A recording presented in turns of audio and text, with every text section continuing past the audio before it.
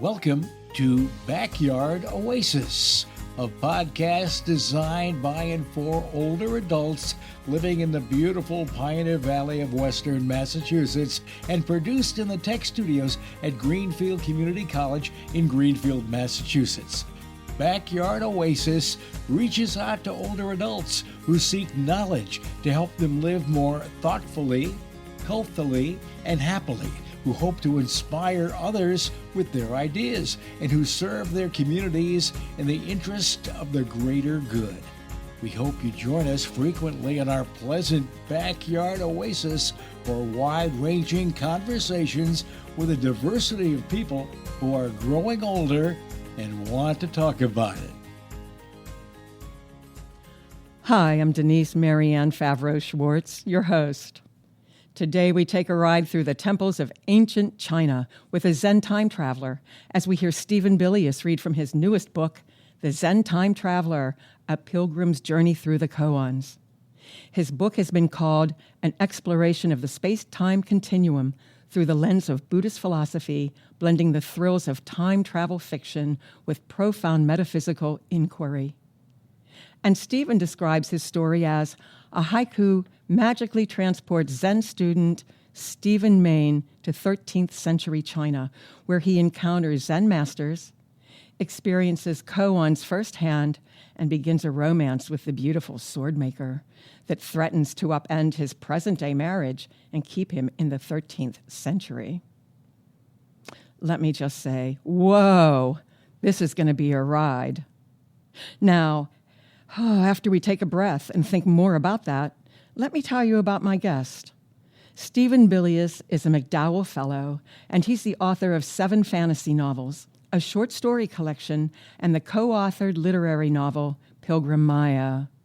He is a longtime practitioner and instructor of Shinto, an esoteric Japanese martial art, and along with his wife, Bela, established and ran a spiritual retreat center in Massachusetts for a decade.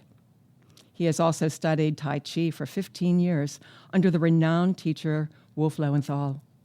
He lives in Deerfield, where he continues to explore the intersections of mindfulness, martial arts, and storytelling. Hello, Stephen. Hello, Denise, and thank you for having me on the podcast. Oh, you're welcome. I'm really excited to hear about this book. I just want to say it right up front, can we? Sure, you're doing a very dramatic reading already. I hope I can match your energy. I want to talk about what Publishers Weekly just did. Can we do that now? Sure. So the publisher is a company called Discovery Publisher. They're a small boutique publisher, but they're gaining traction in the publishing world.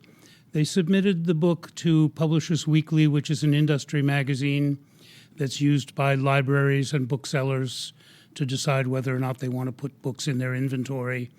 And the book got a wonderful review, and also Publishers Weekly picked it as an editor's pick, which happens to only 22% of the books that are reviewed. You must be so excited to hear that. I know I'm excited to hear it. I'm really happy for you. So time traveling, it's always intriguing to me, but I have to say, I need a little bit of background information from you so that I can better understand the setting of this magical transportation back in time. So not only for me, but for some of our listeners who may not know, for example, what a koan is. So I know I read that they are mystical riddles and paradoxical statements used in Zen Buddhism to provoke deep thought and to illuminate the nature of reality beyond logical reasoning. But can you add to that and maybe give us an example? Sure. So koans are used by Zen teachers to help their students break out of rational thinking, dualistic thinking, into a non-dual view of the world. Good example is there are many koans that start with, "What is Buddha?" And the responses can be pretty wild. So a Buddhist master, when confronted with the question, "What is Buddha?" might say, "The oak tree in the garden," or 3 pounds of flax, which seem to have no relation to the question at all. Or they might say something really provocative like a shit stick. So the master might also, when asked a question like, "What is Buddha?" might strike the student or kick the student out of the room or drive them out of the monastery altogether. These things have all happened when a student asks the question, what is Buddha? So that's an example. There are classic examples like the sound of one hand clapping. In this book, I didn't use that one, but I used 78 other koans out of a collection of over 1,500. I was going to ask you later how you structured the book, and you did just now mention the 78 chapters. So if we can talk about how you structured it a little later, or maybe we don't need to at this point.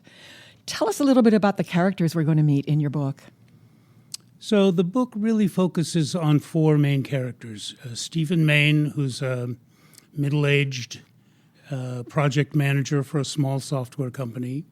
His wife, Joanna, a vivacious redhead, who's a real estate agent, but also practices Aikido and does gardening and is a very interesting person in her own right. Then when Stephen enters the world of the 13th century, he meets two important characters. One is a mystical sword maker by the name of Yabaku, who has made a sword that takes her name, that has magical powers that play into the plot of the book. And the other is a young Japanese monk who's traveling around 13th century China, collecting these koans to bring back to Japan. And his name in the book is Wukong, and we find out late in a reveal that I don't care to reveal right now, Okay. That he's actually a very important figure in the history of Zen. So that's a late in the book reveal. Oh, something to really look forward to when we get the book in our hands. And I do see you have one over there, so hopefully I will be having it in my hands a little later. I must say the book is stunningly beautiful, and even the texture of the cover is lovely. I think readers are going to love to see and hold this book. Yes, the Publishers Weekly editor's pick gave the book straight A's across the board for design, illustration, and so forth. And I did want to mention one thing about the book. It contains 11 color illustrations done in the Japanese sumie style brush and ink painting that some people will be familiar with. And these were unasked for by me. They came up with them on their own.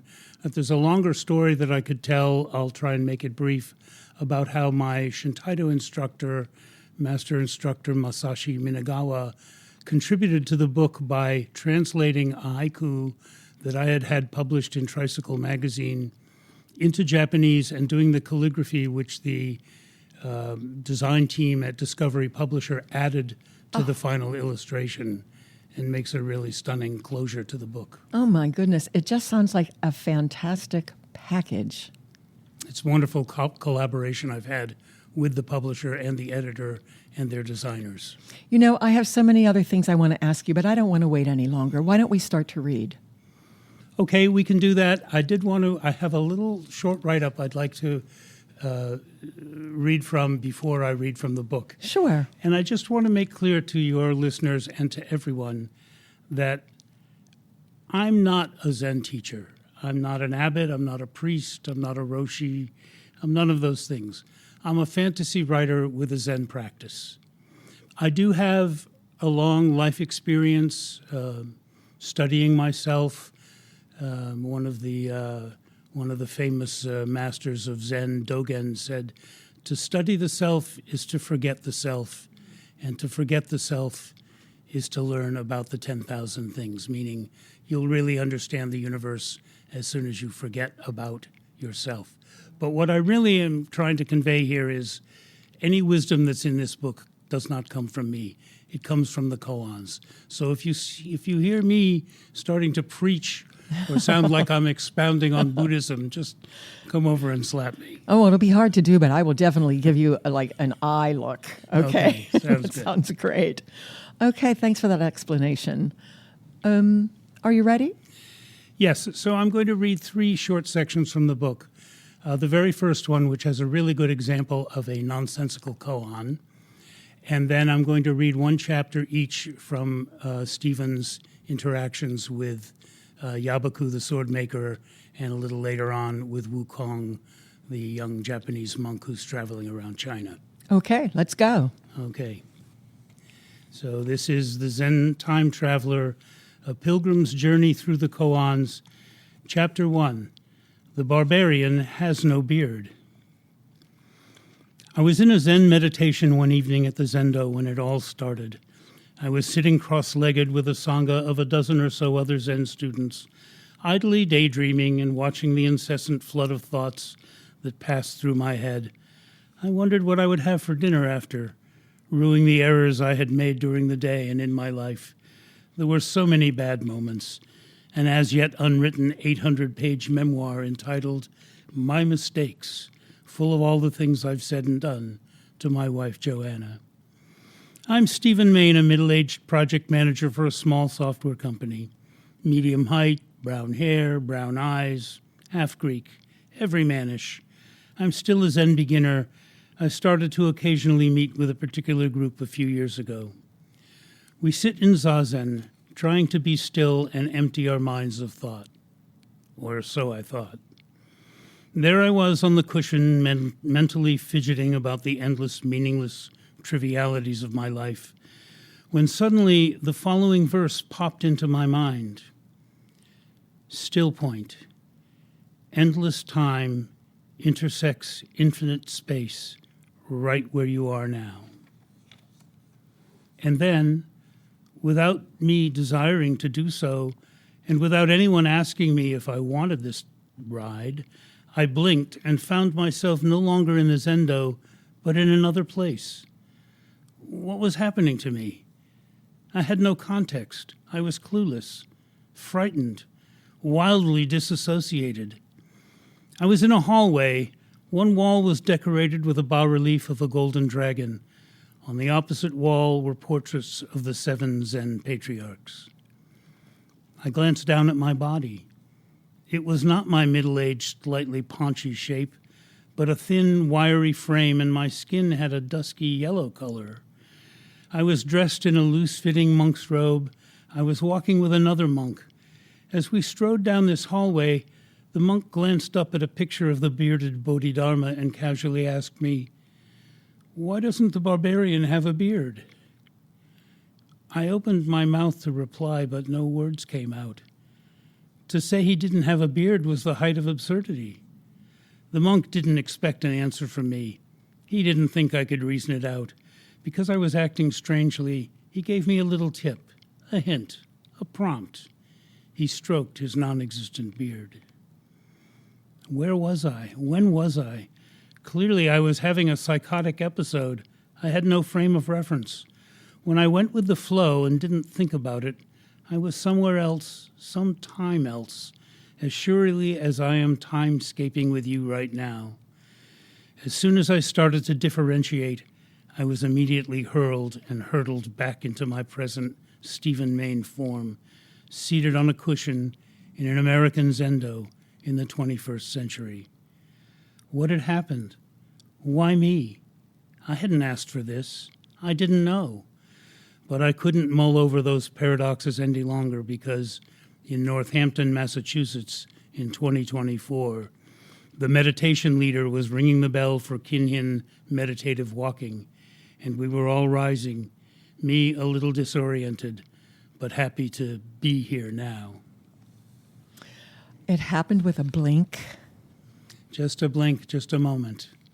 And I'm going to read short chapter 2, and then we'll go to chapter 19, which has Yabaku in it. But I feel like this second chapter elaborates on what happened in the first chapter. All right.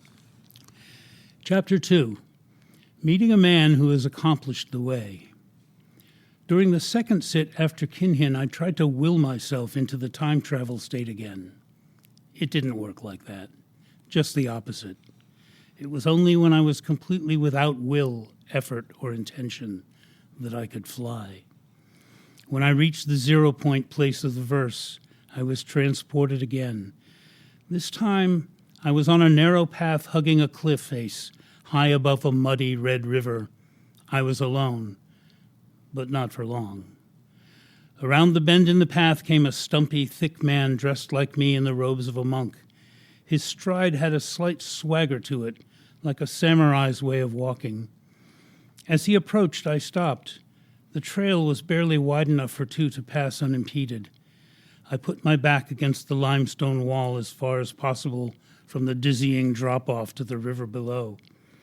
I gestured for him to go by, But instead, he stopped in front of me and asked me, "If you meet a person on the path who has accomplished the way, do not greet the person with words or silence.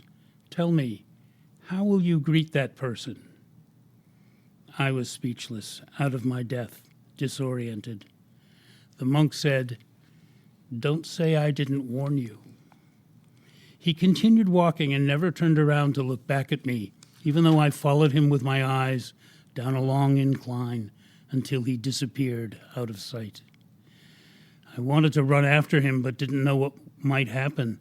Suddenly, I was jettisoned back into the Northampton Zendo in 2024, looking around foolishly. No one had any idea that anything out of the ordinary had happened, where I'd gone, how I'd returned. Neither did I. Okay. So when you meet the person, don't say anything. You have to find an answer that doesn't involve words or silence. So often the answer to a koan is some gesture or a shout or some physical movement. It often does not involve words. So can I ask something? Sure. So when Stephen encountered the monk and the monk asked the question, is that an example of a koan? Absolutely. That's a koan. Okay. Yeah, and it stumps Stephen. And I should mention that Stephen, in the course of the book, never solves a single koan. So that's part of the reason I wrote this book, was from the point of view of a beginner, because I want it to be a fun and instructive way to learn about the koans if you know nothing about them. But for people who are Zen students, it might be a fresh way at looking at them. Well, as a beginner, I have another question. Sure. We may never get to the reading part because I have questions. You said you can never, that Stephen never solves a koan in this book. Are koans solvable? Koans are solvable. In fact, in the Zen tradition, there's a whole series of koans that you solve in kind of ascending order. Uh-huh. So they're testing koans. Oh, I see. So if you solve one, then maybe the next one's a little harder, and so forth. So it's a way to progress your Zen practice through koan study. Is that part of the structure of your book, going from one to another that might get a little harder and harder? And if not, that's another book. It could be another book. And actually, you've asked a great question roundaboutedly. I would love to write a sequel to this book, and I have an idea for one, and that will all depend on how many copies this book sells. Notice my moment of silence, oh Zen master. Let's go on. Okay. Okay. So now I'd like to read a short chapter using the character Yabaku that he has met, and I'll just launch right into it. This chapter is entitled No Mind, No Buddha, which is the name of a koan. I came into the Zendo on Wednesday and panicked. The zafus and zabatons, which had always been lined up in 2 rows facing each other, were now arranged in a circle. I couldn't tell which one had been my portal, and it was not in the position from which I customarily began my travels. Would I be able to make these trips anymore? I had come early to the sit and rushed to my teacher Richard and asked him what the change was about. Oh, I wanted to try something new. Did he know? Was he bringing an end to my excursions? I was distraught. How could I be sure I got the same zafu and zabaton? With the cushions in a circle now, my method was lost. But as soon as we were all seated in a circle and the 3 bells had rung, I focused on the haiku and was placed instantly in a mountainous forest with no one around. I was lost. After some time following a rough trail, I came to a primitive hut by a mountain stream, where an old man sat breaking branches into smaller sticks for kindling him. I asked him, "How can I get out of this mountain?" The old man replied, "Go on following the flow of water." That's how I met Yabaku again. I would say it both by accident, but even as a beginner Buddhist, I know that there is no such thing. Everything is the result of causes and conditions. I am the one who is causing the condition by lusting after a chimera. I followed the stream down a valley to a village. There was a blacksmith shop, and standing outside, holding a horseshoe and a pair of tongs over a smoky fire, was Yabaku, the most beautiful blacksmith one could imagine. Her hair was tied up in a kerchief with a full ponytail trailing down the back.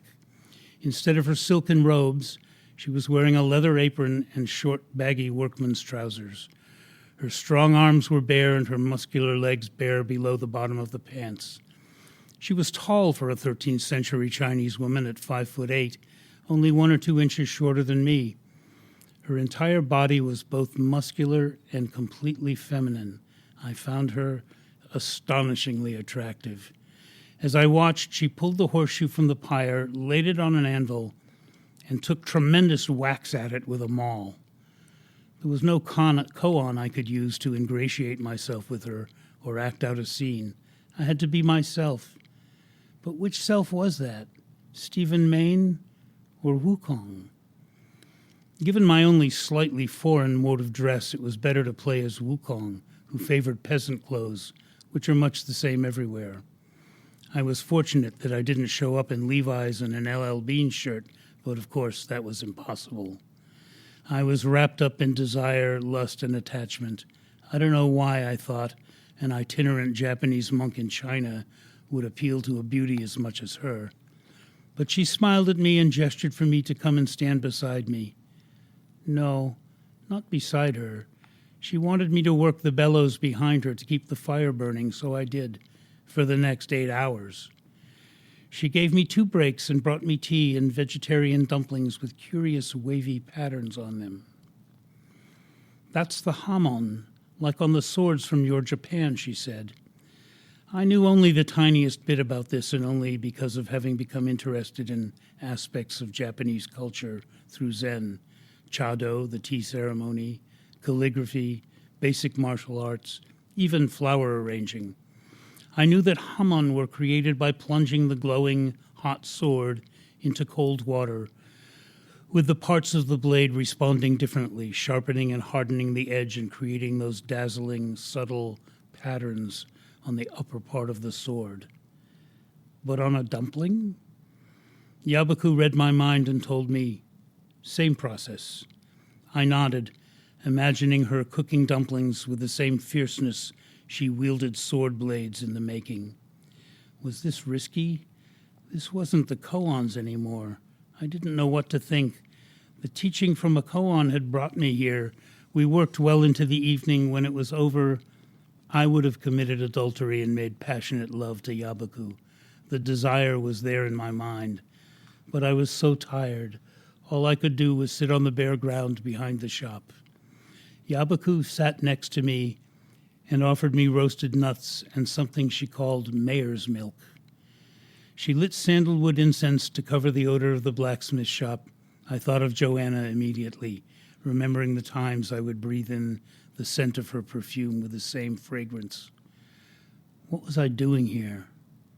What are you doing here? Yabaku asked me. Being the naive, trusting American Westerner that I am, I told her everything, leaving out only the part where I came from the future. She listened without commenting. I see, she said, as if she hadn't doubted a word of my fantastical and true story. I promise to help you. Why? The mystic sword that bears my name has many powers. Holding the sword, I can travel great distances in no time. You understand no time, I presume. Only too well, I merely nodded. You can't summon me, but if I sense you need my help, I will come. Okay, I said. What else could I say? I couldn't say what I wanted to say. Let me hold you in my arms. Please take me into your bed. Yabaku sensed my crude thoughts, but did not engage with me in a physical way. Mine is the sword of judgment. Remember that, wherever you go, Yabaku admonished me. Back I went to Northampton, in shock over my still unexplained odyssey, my unfulfilled desire, and my near unfaithfulness. I wondered if the scent of the blacksmith shop was in my clothes. It wasn't. I don't even know what to say. You're smiling. Stephen, where do you want to go from here? Oh, no, that's just not a question that you can answer, is it? So I do have one more chapter I could read. Sure. If this isn't taking too much of the podcast. No, we're doing fine. Okay. All right, so I did want to read a chapter that includes some interaction between Stephen Maine and Wukong, whose body and mind he's co-inhabiting in the 13th century. Okay. So this chapter maybe explains a little bit about Wukong, but doesn't give away the spoiler at the end. Okay. Okay. So this is chapter 49, Wukong, Goku, and Me. Something had been troubling me. It was Wukong's name. In Japanese, it's Goku. I had heard both those names before, where, lying on a straw mattress one night in a remote monastery, it came to me. When I was growing up in the 1990s, I'd watched a Japanese anime show on television called Dragon Ball Z, about the magical monkey Goku. Later, I read the iconic Chinese novel Monkey, called Journey to the West by Wu Cheng'en, whose main character was the eponymous monkey, Sun Wukong in Chinese. It came to me that this journal was starting to resemble Monkey. The monk Tripitaka's travels and the antics of his companions, notably the monkey Sun Wukong, form the principal action of the novel. The quest to bring back Buddhist sculptures becomes secondary, irrelevant. Monkey and his cohorts, Piggy and Sandy, fight demons, battle monsters, and carouse their way through many picaresque adventures. I'm not having those experiences, but I am meeting the masters of Zen. Goku and the Wukong of the novel Monkey had many similarities besides both being apes. Both are martial artists. Both use an expandable staff that can be tucked behind the ear or extended to be miles long. They both ride on a magic cloud. In Dragon Ball Z, the sutras are replaced by the Dragon Balls, spheres that one can use to summon dragons that grant wishes. Why was my host Wukong using this name? In the morning, when I was drinking tea, for the first time, I initiated a quiet, direct, internal conversation with my bodily host. Wukong, I said. Goku in your Japanese, right? I heard a silent affirmation. Why am I here, Wukong? He didn't answer. I'm enjoying these travels, meeting all these incredible Zen masters, but I wonder, why me? I've been wanting to ask you, why am I here with you? How was I chosen? You could have picked anyone in the whole history of the world. No. I tried to put down the teacup and stand, but Wukong's muscles kept me in place. He took another meditative sip. A long silence followed. This was new territory for both of us. I had never addressed him directly. I had heard his voice twice before in the 21st century, once up on Mount Tobi and once in the Zendo. I knew he could show up there, but it still begged the question, but why me? I'm nobody special. Again, a long delay in responding. You are special. I searched for someone who knew both Sun Wukong and Goku. There aren't many of you, and you're nothing special. Wukong threw in the Buddhist point of view. You searched, okay, but I must ask again, why? How is my knowing both Monkey and Dragon Ball Z useful to you? It's bizarre. You're here to protect me. Protect you? I was incredulous. From myself and from her, to keep me on the path, the way, so that I can complete my mission here in China. All I heard was her. Yabaku. I got that right away. I wondered if maybe Wukong had a wife back in Japan. That was impossible. He was a celibate monk.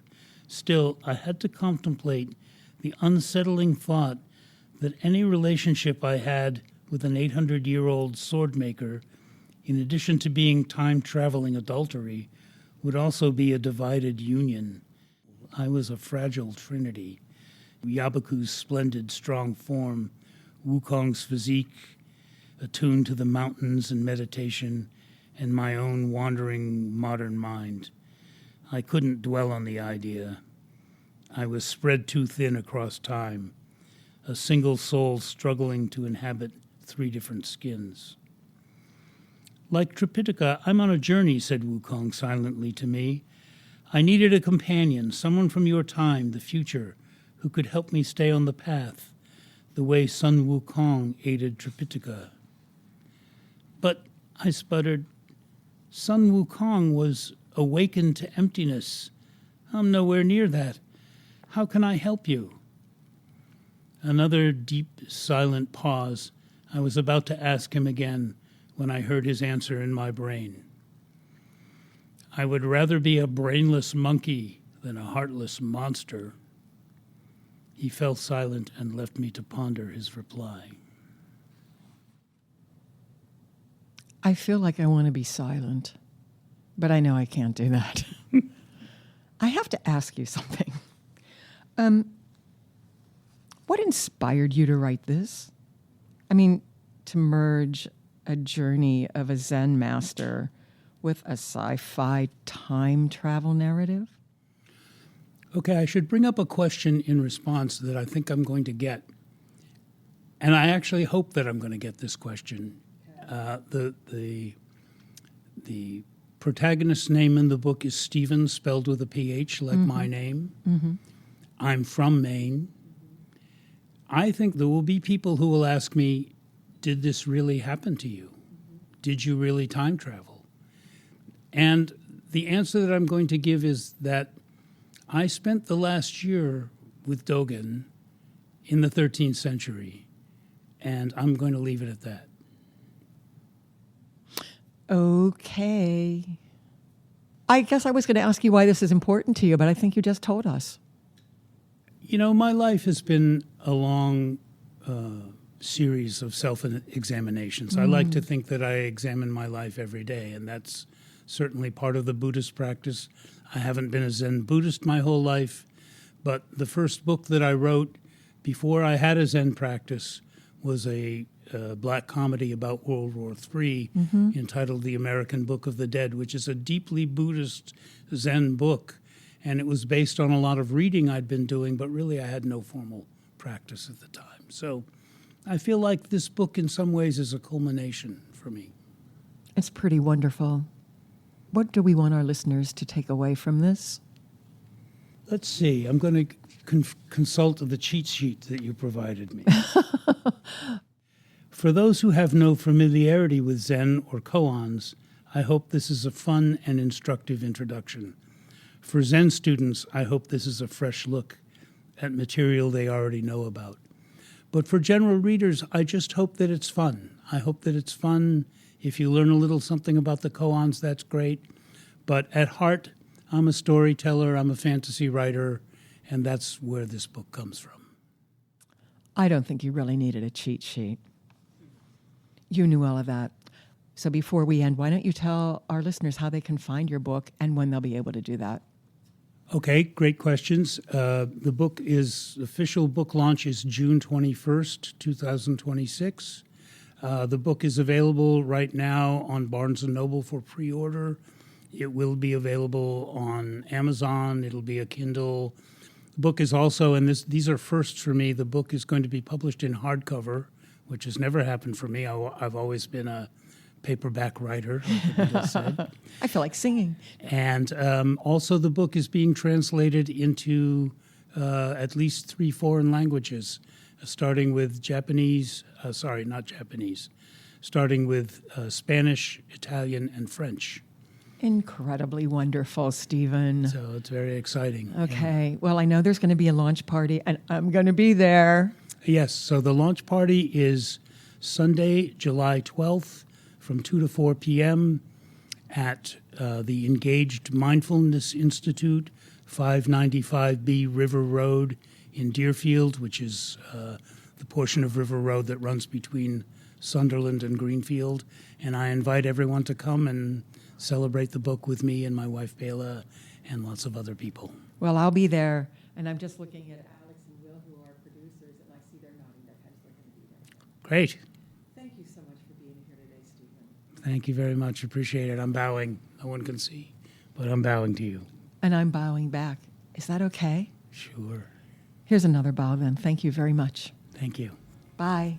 Bye. This concludes today's podcast. We're always looking for new ideas, so feel free to reach out to Judy Raper, Associate Dean of Community Engagement at Greenfield Community College, at 413-775-1819 if you have an idea you'd love to share. Special thanks to the creators of Backyard Oasis, Denise Schwartz, Chad Fuller, Dennis Lee, and Christine Copeland. Have a great day.